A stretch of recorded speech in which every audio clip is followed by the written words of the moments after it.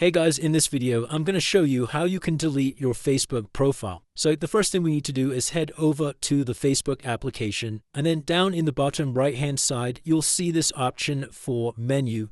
So I'm just going to go ahead and select that. Then scroll down slightly and we're going to come to settings and privacy. So just select this drop down arrow here. Then come over to settings at the top. And straight away, you'll see this option for Meta Accounts Center. So I'm just going to go ahead and select that. Now we need to come down to personal details. And right at the bottom of this screen, you'll see account ownership and control. So once again, you just need to select this option, come down to this last option for deactivation or deletion and press this. And now what you need to do is select the Facebook profile that you want to delete. So for me, it's this top one over here. And now from this window, you'll have two different options.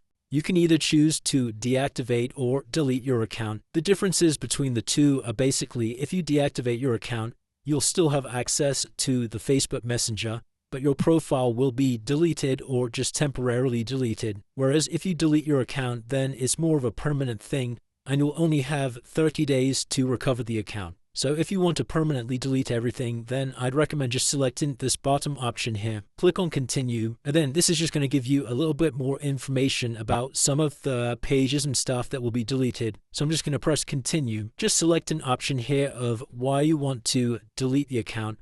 I'm just going to select any old option and press continue. Click on continue again, and then lastly, you'll just have this information screen here. I'm just going to go right to the bottom and press continue. And then finally, all we need to do is enter our Facebook password and press continue. And that's going to go ahead and permanently delete your Facebook account. Now, once you've deleted the account, you will have 30 days to recover the account.